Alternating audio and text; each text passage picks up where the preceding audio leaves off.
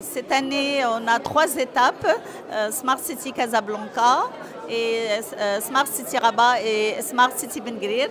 Ici à Casablanca, c'est organisé par Casa Event et Animation avec l'Université Mohamed VI Polytechnique, l'Université Hassan II de Casablanca.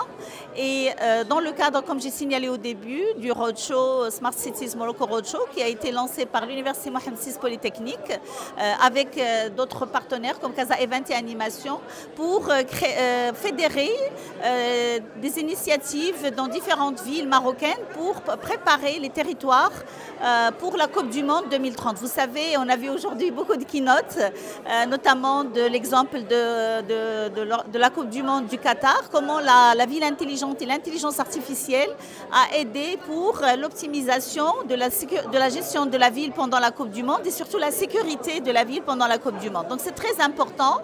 Et donc cette année, on a plusieurs thèmes.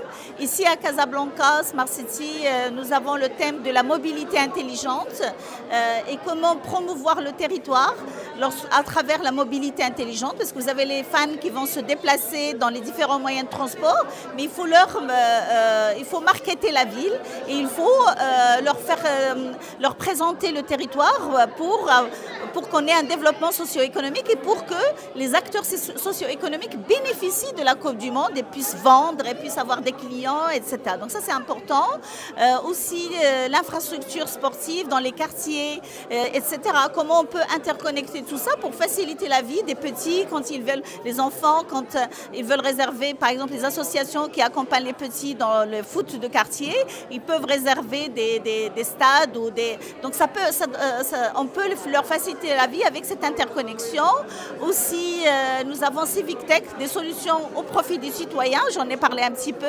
Alors à Ben Guerir, on parle de Green Cities et de Youth Employment, c'est-à-dire comment l'intelligence artificielle va nous aider à créer des opportunités d'emploi pour les étudiants et pour les jeunes dans le domaine de l'intelligence artificielle, mais aussi dans tous les domaines de la vie en utilisant l'intelligence artificielle.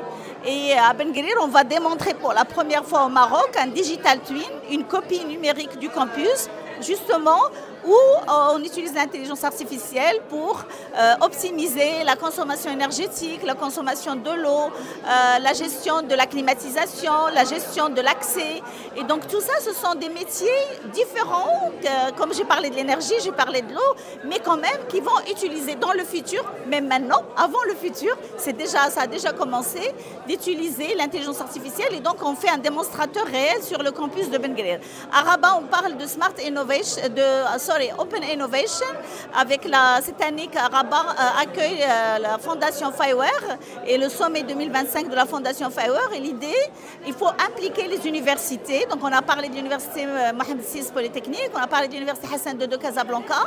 Donc comment d'autres universités marocaines et internationales peuvent travailler ensemble sur des frameworks d'open source pour que les étudiants puissent trouver un cadre technologique pour développer leurs solutions. Parce que vous avez les solutions corporate qui sont très bien, très optimisées, mais qui sont là, qui répondent à des besoins importants. Mais il y a aussi l'open source pour permettre aux étudiants de développer des solutions et on peut avoir des solutions hybrides, bien évidemment. Donc vous voyez, l'idée c'est fédérer les initiatives parce que chacun parle de solutions smart, mais il n'y a pas d'initiative fédérée. Et nous, au Maroc, sous le leadership de Sa Majesté le Roi Mohamed VI, que Dieu l'assiste, nous avons une vision. Nous avons le nouveau modèle de développement qui parle de Maroc digital. Nous avons une organisation d'événements importants, la Cannes 2025, la Coupe du Monde 2030. Donc comment nous, acteurs universitaires, pourrons accompagner notre pays pour bien se préparer à ces événements.